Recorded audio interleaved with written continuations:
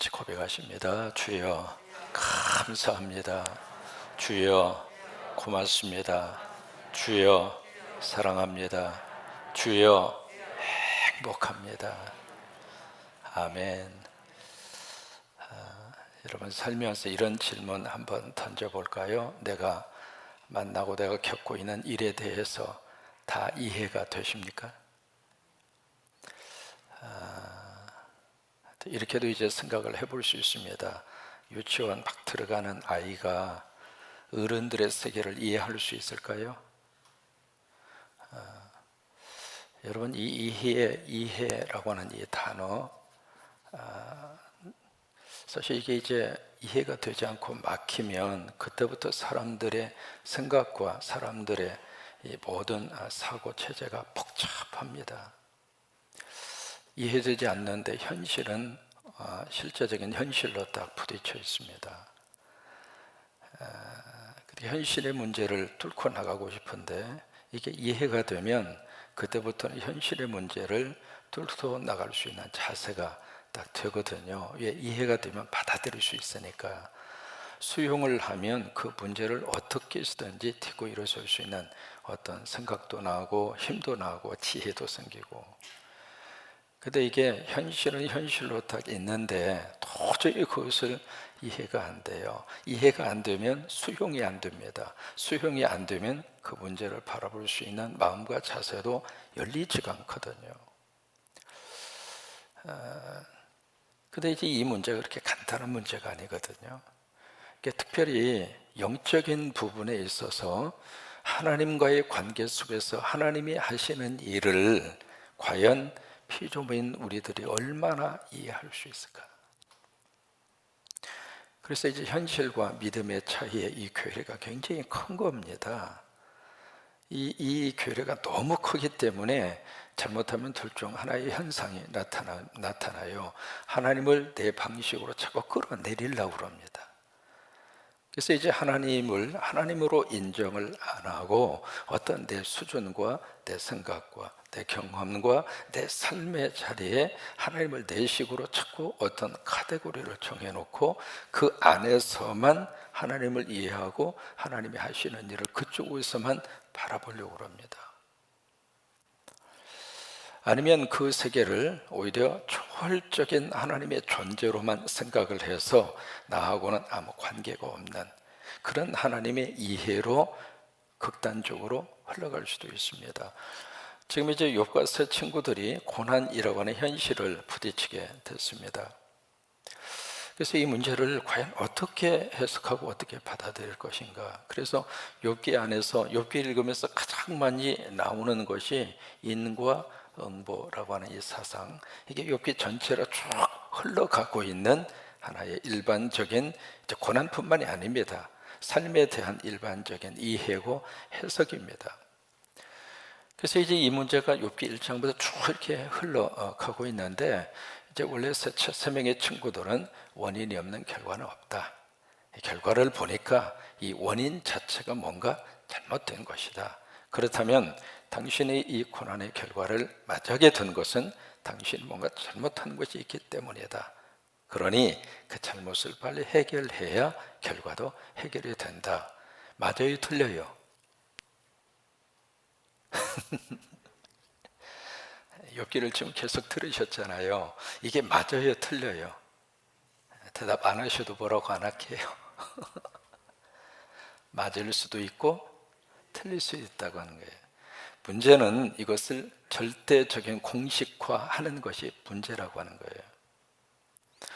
얼마든지 이런 결과, 이런 사건, 이런 일들이 우리 주변 속에 많이 일어나고 있습니다. 그런데 이것을 부정하는 것은 아닙니다. 그런데 문제는 모든 고난의 문제를 이 틀 속에서만 해석하려고 그러면은 여기에는 무리가 따른다고 하는 거예요. 그래서 이제 거기에 대한 반론으로 등장하는 사람이 욥이에요. 욥은 친구들이 말하는 이 인과응보의 공식의 이 틀에서 내 케이스를 보니까 이 공식의 틀이 꼭 맞는 것은 아니다. 그러면서 이제 자기 케이스를 이야기하는 거예요. 내가 아무리 생각을 해도 이런 고통, 고난 받을 이유가 없다. 당신들하고 나하고 한번 비교해보자. 당신들은 얼마나 깨끗하게 살았느냐? 당신들은 선하게 살았느냐? 하나님 잘 믿었느냐? 그래서 당신들이 고통을 당하지 않고 문제없이 지금 그렇게 건강한 모습으로 서 있는 것이냐? 그러면 나는 당신들하고 비교해서 내가 하나님 믿지도 않고 내가 불의하게 살고 난 그렇게 안 살았다. 그러면 이 케이스를 보면은 이 인과응보라고 하는 이 사상 자체가 100%꼭 맞는 것은 아니지 않느냐. 그게 이제 욥의 논리입니다. 그런데 욥의 논리도 쭉 전개가 되면서 어디에 딱 빠지느냐면 이 틀을 벗어나지를 못합니다. 그래서 욥이 이제 고민하는 것이 바로 이 문제거든요. 의인은 하나님께서 상을 주시고 악인은 하나님께서 뭘 줘요? 벌을 주고. 이게 이제 인과응보거든요. 그러면 이 공식을 딱 이렇게 도입을 하다가 보면 하나님은 어떤 의인이든지 그 의인에게는 상을 줘야 맞아요. 그리고 벌을, 그리고 죄를 짓고, 그리고 불의하게 살고 악을 행하는 사람은 하나님은 반드시 그에게 뭘 줘야 돼요? 벌을 주어야 맞아요. 근데 현실은 그렇게 흘러가지 않더라고 하는 거예요. 악하게 사는데 잘 먹고 잘 사는 사람이 주변에 너무 많더라 그 말이에요. 힘있고 빽이 있는 사람은 모든 일들이 척척 잘 풀려가고, 힘도 없고 빽도 없으면은 되는 일도 안 되고 막히고 그냥 억울한 일을 당하고, 그런 일들이 이 주변 속에 너무 많다라고 하는 거예요. 그러면 그것을 하나님하고 딱 대입을 하면 하나님이 이런 공식으로 행하셔야 되는데 왜 악인이 잘되게 내버려 두시느냐? 그렇다면 이 일을 행하시는 하나님의 공의, 여기에 심각한 문제가 있지 않느냐. 이게 욥이 빠진 고민입니다. 여러분, 욥뿐만이 아닙니다. 우리들도 마찬가지입니다. 이해되지 않는 어떤 일을 딱 부딪혔을 때 그 일 앞에서 우리들은 고민하는 거예요. 우리 나사로가 요한복음 11장에 보시면 나사로가 죽었잖아요. 세 오누이가 서로 의지하고 사는데 갑자기 병이 걸려서 죽었습니다. 여러분, 나사로의 죽음이 이해가 될까요?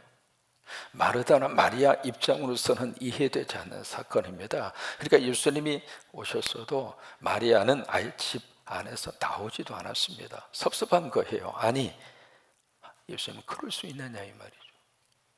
이해되지가 않았거든요. 그래서 마리아는 아예 나오지도 않았거든요. 그래서 마르다만 막 나와서 예수님을 맞이합니다. 주님 여기 계셨더라면 내 오라비가 죽지 않았을 터인데. 그게 뭐예요? 그게 인간의 갈등이고 인간의 고민이라 이 말이에요. 벌어지는 일들에 대해서 우리는 다 이해가 될 수 없습니다. 아니, 이해할 수도 없습니다.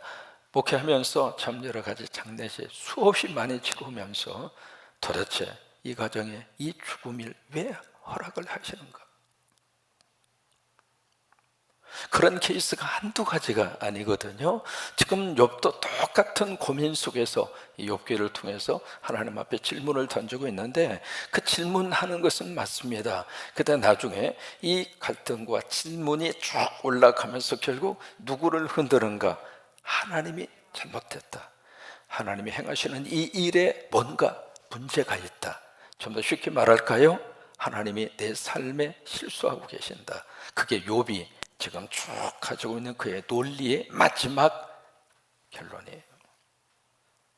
그때 하나님이 나타나시는 거예요. 나타나셔서 욥에게 막 질문하잖아요. 그래? 네가 내가 하는 일을 얼마나 이해할 수 있니? 내가 지금 하고 있는 이 모든 그 하나님의 섭리적인 사건을 과연 너는 얼마나 알고 얼마나 그것을 네가 파악하고 있느냐. 그러면서 질문을 막 쏟아놓잖아요. 너 이거 알아? 그때 너 어디가 있었어? 그러면서 71에서 약 한 90개 정도의 질문이 막 폭포수처럼 쏟아집니다. 그 하나님의 질문을 딱 받고 나서 욥이 40장에 와서 세 가지 태도를 보이잖아요. 첫 번째 보인 태도가 아버지 나는 피천하오니. 무슨 얘기예요? 하나님 나는 이해할 수 없지만은 이 고난을 통해서 하나님이 뭘 하시려고 하는지 어렴풋이 조금 알겠다고 하는 거예요. 내가 아는 것처럼 하나님 앞에서 이야기했는데 하나님이 실질적으로 내가 하나님 앞에서 알고 있는 것은 아무것도 없었습니다. 우리가 이제 그럴 때가 좀 있거든요. 특히 이제 저같이 평생을 목회를 하고 하면 할수록 한 가지 이렇게 느끼는 게 있습니다. 성경책을 사실은 성도들도 많이 보시잖아요. 목사는 성경책 가지고 평생 사는 사람이잖아요. 그죠? 오죽하면 목회하다가 내가 영적 안식년을 선포하고 1년 동안은 그냥 죽자 살자 성경만, 내 다른 책 일절 안 볼 것이다, 성경만 가지고 1년 동안 살아본 적도 있었고, 그러니까 한 달에 2번씩 성경을 읽을 수 있어요. 지난번 안식월에도 계속 성경만 이독을 할 수가 있었거든요. 그러니까 평생을 성경을 가지고 사는 사람이 목사잖아요. 근데 솔직하게 성경을 그렇게 많이 들어가서 설교도 하고 성경을 연구하고, 이 성경 연구를 위해서 히브리어, 헬라어는 기본이고요, 라틴어, 독일어 뭐 조금씩이라도 그 언어를 해야 돼요. 그렇게 하면서 이제 성경을 들여다보고 있지만은 가면 갈수록 느끼는 것이 있어요. 뭐냐면 모르는 게 더 많은 거예요.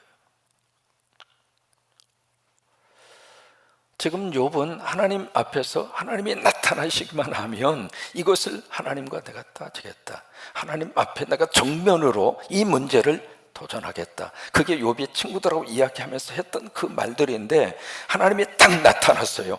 정작 할 말이 있을까요?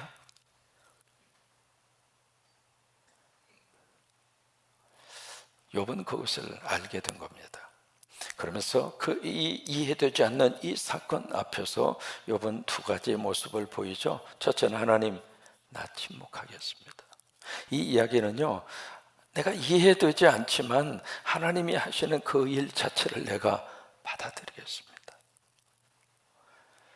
여러분, 어떤 일이든지 내 삶 속에서 이해되지 않는 그 일이 내가 받아들일 수만 있다면 그것을 딛고 일어설 수 있는 힘도 하나님이 허락하십니다.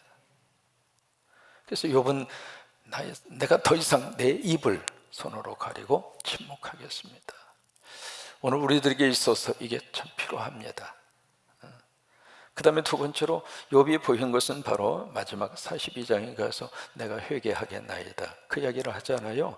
그 회개라고 하는 그 단어는 단순히 내가 잘못한 것을 인정하는 그 차원이 아니라 나 이제 새롭게 살겠습니다.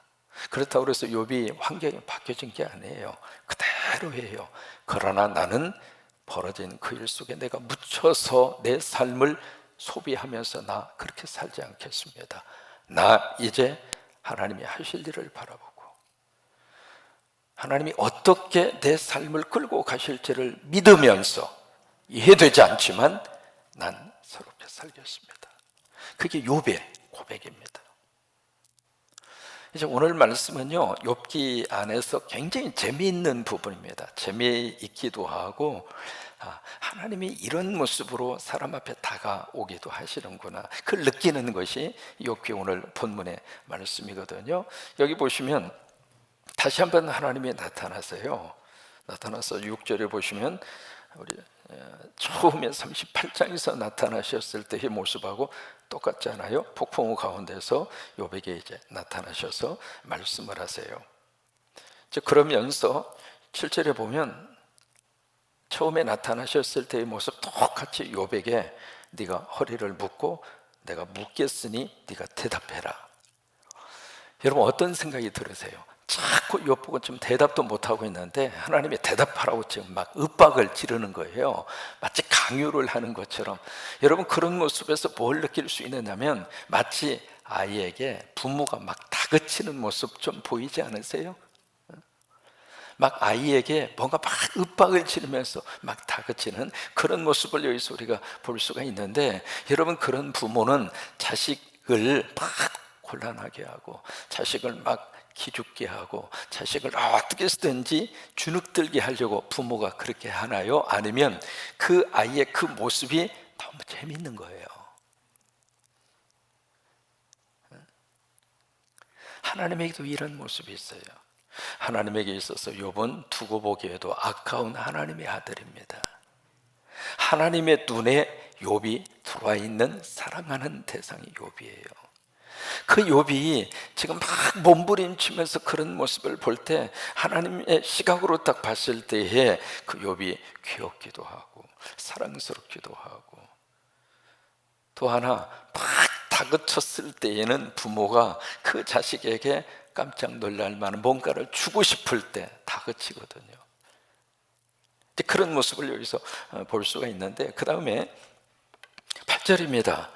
질문하잖아요. 네가 내 공의를 부인하려느냐, 내 의의를 세우려고 나를 악하다고 하겠느냐. 지금 욥이 계속 주장했던 것이 그거예요. 나는 무죄합니다. 나는 하나님 앞에서 이런 벌을 받을 만한 짓을 하지 않았습니다. 자신의 무죄를 주장을 하잖아요. 나는 죄가 없습니다. 그러니까 내가 무죄하다, 그 이야기는 나는 의롭다 그 말입니다. 이 틀 속에서 하나님을 바라보니까 나에게 이 고난을 주고 문제를 주신 하나님은 바로 어떤 분인가? 유죄한 분이 되는 거예요. 하나님에게 잘못이 있습니다. 하나님이 잘못하신 것입니다. 하나님의 유죄를 받는 것과 마찬가지거든요. 내 의를 주장을 하다 보니까 하나님의 의가 깨지는 거예요. 그래서 여기에 공의라고 하는 단어를 쓰는 거예요. 네가 내 공의에 대해서, 네가 의롭고 네가 선하다고 하는 것을 주장하면서 내가 하고 있는 의와 하나님의 선을 내가 정면으로 거부하겠느냐. 9절입니다. 내가 하나님처럼 능력이 있느냐, 하나님처럼 천둥소리를 내겠느냐. 그 다음에 10절부터 기가 막힌 말씀을 하십니다. 10절부터 14절은요 읽어도 도대체 이게 무슨 말인가 싶은 구절이에요. 이 말씀의 구체적인 내용이 바로 뭐냐면 그래? 그러면 네가 한번 하나님 노릇을 해봐, 그 이야기예요. 네가 하나님이 돼서 그 악한 자들은 벌을 줘야 된다며, 그래, 악한 자들 찾아서 전부 다 네가 네 생각과 뜻대로 악한 사람은 벌을 막 엄청나게 쏟아붓고, 악인들은 찾아서 모두 다 짓밟아 버리고, 그리고 의인들은 찾아서 네가 상을 주고 한번 네가 해봐. 이해가 되십니까? 그 부분이에요. 10절과 14절의 말씀이. 우리들에게도 그런 생각이 들 때가 있습니다. 우리가 김일성 살아있을 때 한국교회 강대상에서 계속 기도했던 내용이 있습니다. 하나님, 혹이 터져서 죽게 하여 주옵소서. 진짜 많이 기도했습니다. TV에 가끔 나와서 그 양반 혹이 보일 때마다 저 혹이 빨리 터지게 하여 주옵소서. 그런데 혹이 터져서 죽은 것이 아니라 살 만큼 살고 죽었습니다. 그러면 한국교회 성도들의 그 간절한 기도에 대해서 기도하면서 그런 생각이 들 수 있잖아요. 하나님은 도대체 뭐 하시는 거예요? 교인들의 성도들의 그 간절한 기도를 왜 듣지 않으시고 하나님은 뭐 하고 계시는가? 그런 마음이 들 때가 있을까요, 없을까요? 있다 이 말이에요. 그뿐만이 아닙니다. 여러 가지 우리들의 많은 기도 가운데 그런 요소들이 참 많습니다. 미운 사람이 있어요. 나한테 뭔가 해코지 하는 사람이 있습니다. 나에게 뭔가 삶에 있어서 태클을 걸었던 사람이 있습니다. 간절히 기도하죠. 하나님, 몽둥이 가지고 한번 두들겨 패든지, 그 가정을 한번 흔드셔서 망하게 하든지, 정 안 되면 그 가정의 자식을 한번 치시든지, 그렇게 해서 하나님의 내 기도를 들으시고 하나님의 살아계심을 그렇게 한번 꼭 보여주세요. 그렇게 간절히 기도하는데 그 집에 아무 일도 안 일어나는 거예요. 그러면 마음속에 하나님 뭐 하시는 분이야? 하나님의 살아계시긴 한 거야? 그렇게 기도하는 그에게 하나님이 네가 하나님 해봐, 네가 해봐, 그 이야기예요. 언제가 한번 소개를 해드렸죠. 얼마 전에 2003년도에 나온 영화 브루스 얼마일이라고 하는 영화, 전능한 브루스라고 이렇게 번역할 수 있는 영화거든요. 그래서 이제 그 사람이 저쪽에 뉴욕의 버팔로 그 지역 방송국의 그 앵커로 있었던 사람 기억하나요? 그 영화 잠깐 소개했잖아요. 이 사람의 꿈은 그 9시 뉴스의 가장 중요한 그 뉴스의 앵커가 되는 게 꿈이에요. 근데 그게 잘 안 되는 거예요. 그래서 막 하나님 앞에 막 불평을 하는 거예요. 하나님 그것도 안 시켜주고 하나님 뭐 하세요? 그러니까 하나님의 전화가 온 거예요. 전화가 와서 야 이제부터 일주일 동안 이 버팔로 시내 네가 한번 하나님이 돼서 네가 통치를 해봐. 그렇게 해서 시작하는 영화입니다. 이게 갑자기 이 사람이 힘이 생긴 거예요. 전능한 능력이 생긴 거예요. 그 전능한 능력과 그 힘을 가지고 이 사람은 뭘 하느냐면 오로지 자기가 그 앵커 자리, 그 자리 차지하려고 그 모든 힘을 갖다가 쏟아부어요. 근데 가만히 이렇게 있으면은 막 여기저기서 막 그 이메일로 막 기도하는 것이 막 하나님 컴퓨터에 이메일로 막 쏟아져 들어오는데 이게 잠깐 사이에 딱 보면 이메일이 막 산더미처럼 쌓이는 거예요. 사람들이 드리는 기도가 이메일이 돼서 그렇게 산더미처럼 쌓이는데 처음에는 그 일일이 읽으면서 답변도 하고 응답도 하고 그랬는데 이제는 귀찮아가지고 너무 많으니까 전체를 다 전부 다 한꺼번에 다 이렇게 몰아가지고 그냥 다 블락을 잡아서 전체 기도하는 그 기도에 오케이라고 하고 보내버렸어요. 근데 그 기도의 내용이 바로 뭐냐면 버팔로 지역에서 있었던 그 로또 1등 당첨되게 해달라는 기도가 그렇게 많은 거예요. 근데 그걸 몽땅 다 해서 오케이라고 한 거예요. 그러다 보니까 그 로또에 1등 당첨자가 40만 명이 나온 거예요. 40만 명이나 1등 당첨되게 해달라고 기도했는데 너도 1등, 너도 1등, 너도 1등. 그러다 보니까 40만 명이 1등에 당첨이 돼서 그 전부 각자에게 돌아간 그 로또의 당첨금이 $17예요. 19,000원 정도.